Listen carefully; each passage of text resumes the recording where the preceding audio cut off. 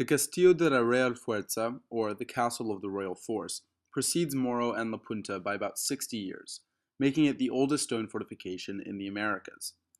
Despite being built earlier, the three are considered a trio, the three original castles of Havana. La Real Fuerza is set back from the entrance of the bay, and once the other two were constructed, it served to attack any enemy that successfully passed the first two. Originally, a small fortress from the 1540s named La Castillo de la Fuerza Vieja, the Castle of the Old Forces, sat 230 meters to the northeast of La Real Fuerza's current location. It alone defended the city from pirate raids, but was destroyed in 1582 after it had fallen into decay, and it was resolved that its location had little strategic value. By the time it was destroyed, work had already been completed on the Real Fuerza, considered much stronger and more strategically located.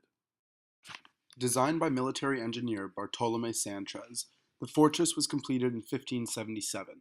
Along with the other fortifications around the city, it was built from limestone coral rock hewn from the location on which it would be set. At the time of its completion, it was one of the strongest holds in the Americas. Surrounded by a moat and accessible only by drawbridge, the fortress had the most modern designs, with sloped walls to diminish the impact of enemy shells and separated bastions to provide overlapping fields of fire. An extra story was built for additional gunpowder and weapon stores. It was so safe that part of it was delegated as the residence of Havana's governor at the time, Juan de Tejeda.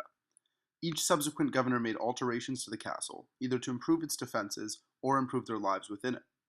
In the 17th century, Governor Juan Vitrion de Viamonte ordered that a bronze figurine top one of the watchtowers. The statue is copied from the figurine standing atop the Cathedral of Seville in Spain, a woman holding a palm tree in one arm and a staff in the other bearing the Calatrava Cross, symbol of the knightly order of Calatrava. When construction on Morro and La Punta neared completion, much of the Real Fuerza's stores and garrison were moved, considered more effective in the frontal defenses.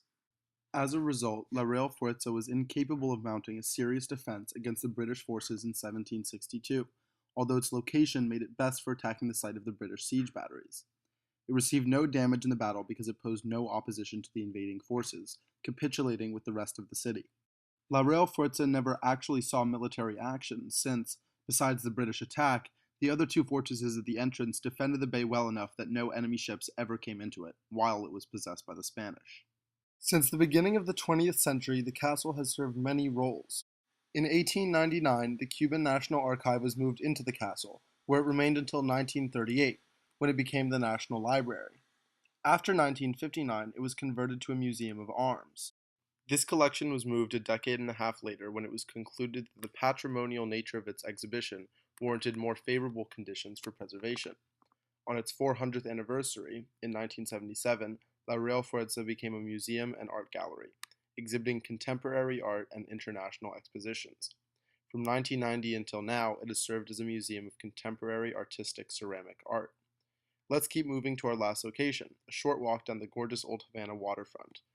As we walk, look across the channel and you can very clearly see our first two sites, Morro and La Cabana castles.